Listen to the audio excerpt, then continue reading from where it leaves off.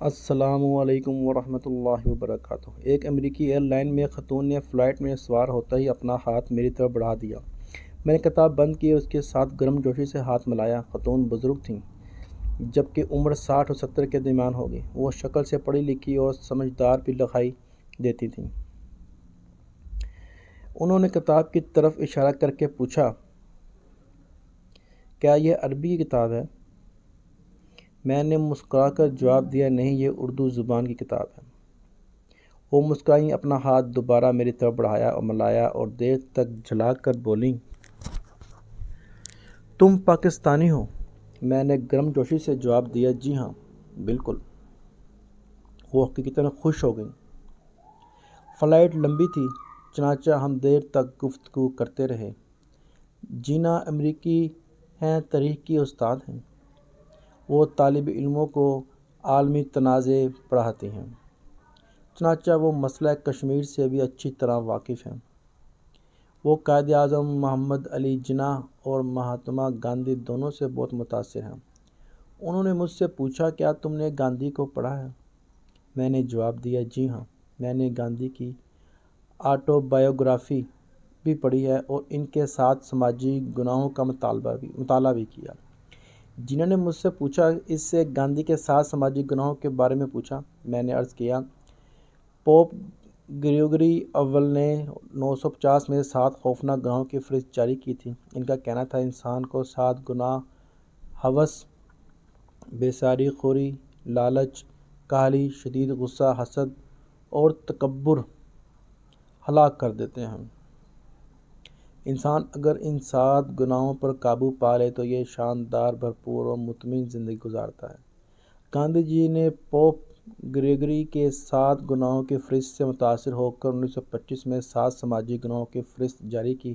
ان کا کہنا تھا، جب تک کوئی معاشرہ ان 7 گناہوں پر قابو نہیں پاتا، وہ معاشرہ اس وقت تک معاشرہ نہیں بنتا۔ گاندھی جی کے بقول، اصولوں کے بغیر سیاست گناہ ہے، کام کے بغیر دولت گناہ ہے، ضمیر کے بغیر خوشی گناہ ہے، کردار کے بغیر علم گناہ ہے، اخلاقیات کے بغیر تجارت گناہ ہے، انسانیت کے بغیر سائنس گناہ ہے اور قربانی کے بغیر عبادت گناہ ہے۔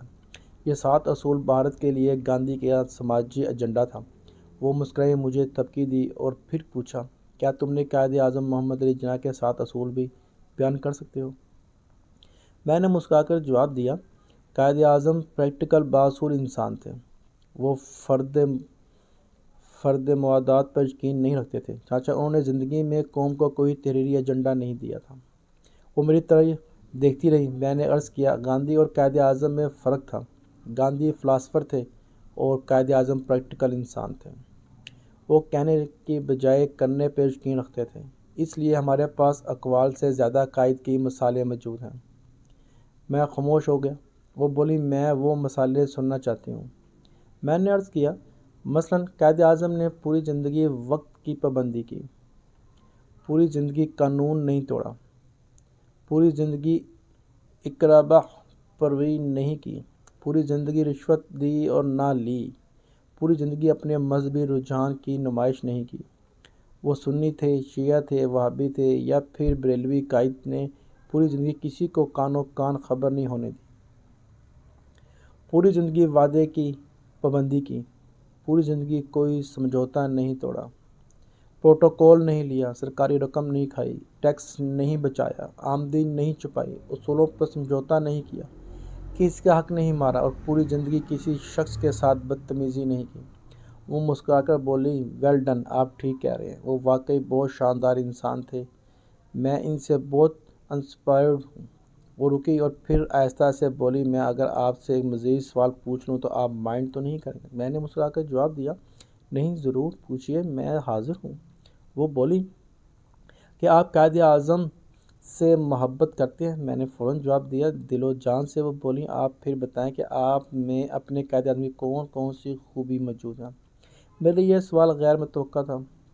میں پریشان ہو گیا اور میں پریشانی میں دائیں بائیں دیکھنے لگا۔ وہ بھانپ گئی اور آہستہ سے آواز میں بولیں، آپ یہ چھوڑ دیں، آپ صرف یہ بتائیں، آپ کی قوم نے اپنے قائد کی کون کون سی خوبی کو اپنی ذات کا حصہ بنایا؟ میں مزید شرمندہ ہو گیا، میرے ماتھے سے پسینہ آ گیا۔ وہ مسکرا کر بولی، میں تاریخ کی طالب علم ہوں، میں اسلام سے بھی انسپائرڈ ہوں۔ میں آدھی اسلامی دنیا دیکھ چکی ہوں۔ آپ مسلمان دو علمی منافقت کا شکار ہیں۔ آپ لوگ ہمیشہ نبی پاک رسول اللہ صلی اللہ علیہ وآلہ وسلم کو اپنا ہیرو کہتے ہیں۔ آپ ان کے خلفاء اور صحابہ رضی اللہ عنہ کو بھی آئیڈل کہتے ہیں، لیکن جب عمل کی باری آتی ہے تو آپ ان کی کوئی ایک خوبی بھی اڈاپٹ نہیں کرتے۔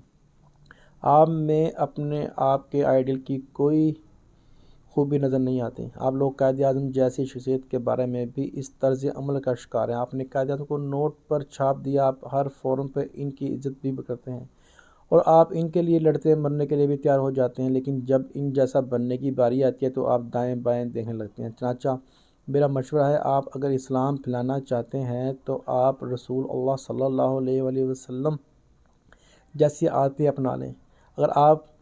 اگر پاکستانی کو ترقی یافتہ دیکھنا چاہتے ہیں تو قائد اعظم کے اصولوں پر عمل شروع کر دیں، آپ کا ملک یورپ سے آگے نکل جائے گا۔ وہ رکیں اور نرم آواز میں بولیں، میں اپنی ہر پہلی کلاس میں طالب علموں سے ان کے آئیڈل کے بارے میں پوچھتی ہوں۔ یہ جب اپنے اپنے آئیڈل بتا دیتے ہیں تو پھر میں ان سے پوچھتی ہوں، آپ وہ خوبیاں گنوائیں جو آپ نے اپنے آئیڈیل سے متاثر ہو کر اپنی زندگی میں شامل کیں۔ زیادہ تر طالب علموں کا رد عمل آپ جیسا ہوتا ہے۔ میں پھر ان کو بتاتی ہوں کہ میں اس وقت تک آپ کے آئیڈل کو آئیڈیل نہیں مانوں گی جب تک آپ کی زندگی میں ان کی کوئی جھلک نظر نہیں آتی۔ آپ اگر دل سے اپنے آئیڈیلز کو اپنے آئیڈیل سمجھتے ہیں تو پھر آپ میں ان کی عادتیں موجود ہونی چاہیے، ورنہ آپ منافق ہیں۔ اور میں نے زندگی میں کسی منافق کو کبھی مطمئن اور اچھی زندگی گزارتے ہوئے نہیں دیکھا۔ اگر آپ کو میری تحریر اور میری ویڈیو پسند آئی ہے تو مجھے سپورٹ کریں، ویڈیو کو شیئر کریں تاکہ اس کو اور بہت سارے لوگ پڑھ سکیں۔